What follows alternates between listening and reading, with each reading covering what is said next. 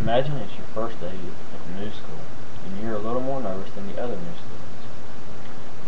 As you enter the school, the other students are all staring at you, not at the other new students. They're all staring at you and calling you names.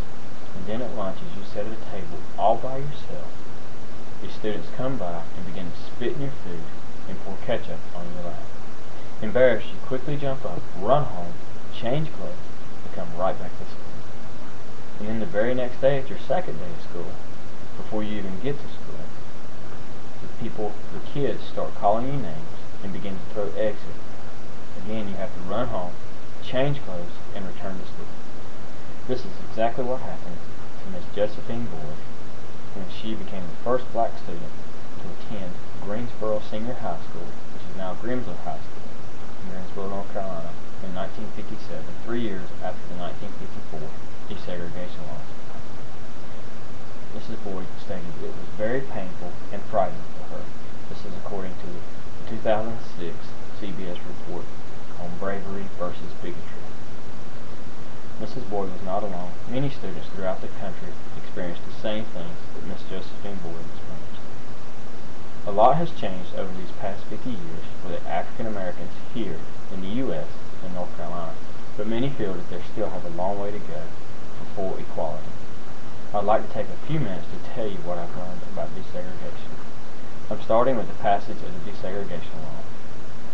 Desegregation of public school systems started with the Brown versus Board of Education of Topeka, Kansas in 1954.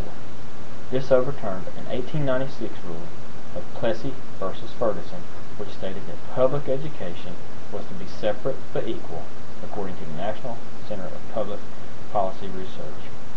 In the 1954 ruling, Chief Justice Warren stated,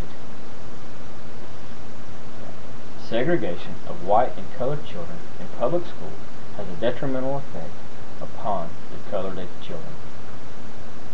Now that we have learned a little bit about the passage of the law to stop segregation in public schools, let's move on to how it affects different people's lives.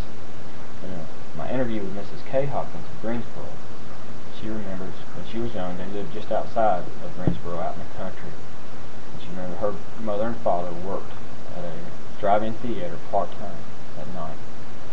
And her father worked there 6 nights a week, and her mom worked one night. And that one night, she always went to the theater. And she remembers one night when she was around 6 years old, of a couple of blacks coming to the theater and being turned away and not allowed into the school, or into the theater. And she thought, at the time, she stated that that was just the way it was back then. She didn't think much about it. But then as she began to get a little older, she began to realize and think that there was something wrong with that. And she remembers the first time she remembers seeing black kids at school was 2 black girls when she was in the 8th grade. They were in the high school.